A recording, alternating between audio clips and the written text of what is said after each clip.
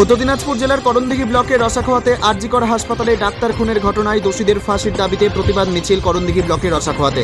Rasakhowa high school মাঠ থেকে রসাখোয়া শিলিগুড়ি মোড় পর্যন্ত পদযাত্রা মিছিল মহিলাদের। এদিনের মিছিলে উপস্থিত ছিলেন রসাখোয়া হাই স্কুলের ছাত্রীরা, এছাড়াও রসাখোয়া এলাকার মহিলারা।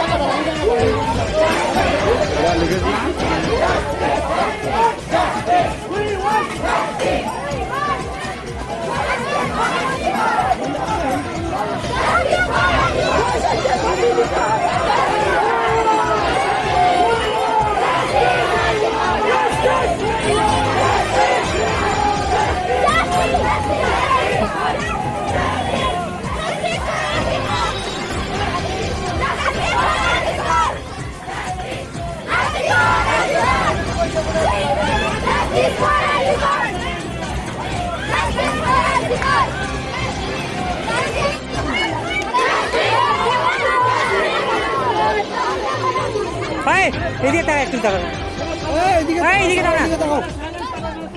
আরো পিছনে ছবিটা ভালো হবে। আরে আমরা পিছে যাব।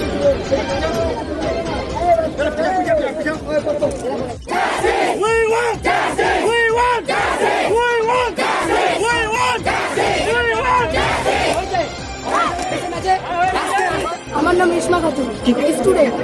আজকে পথে নেমেছে আমাদের মেয়েদের যে সম্মান, আমাদের মেয়েদের উপর যে অত্যাচার হচ্ছে, সেই অত্যাচারের বিরুদ্ধে আমরা সবাই একজোট হয়ে সেই অত্যাচার দূর করার জন্য আমরা চাইছি আমাদের সরকারের কাছে যে আমাদের মেয়েদের যে এত রকমের অত্যাচার করা হচ্ছে, যে কোনো জায়গায় একটা মেয়ে সেফ হচ্ছে না। এই অত্যাচারের বিরুদ্ধে আমরা শাস্তি চাইছি আর কি। ডক্টর মৌমিতাকে নিয়ে যেসব করা হয়েছে, আমরা চাই তার এই চক্রান্তে যে সামিল আছে, তার এই চক্রান্তে যে সামিল আছে তাদের সবার শাস্তি হোক, তাদের সবার ফাঁসি হোক। এমনকি এমন শাস্তি দেওয়া হোক যাতে তাদেরকে দেখে আর পরবর্তীতে কেউ এই ঘটনাগুলো ঘটাতে না পারে। আমাদের বাস এই একটাই দাবি, যাতে আমরা সকলে আমাদের নিজের প্রোটেক্ট করার জন্য সরকারকে আমাদের পাশে পাই।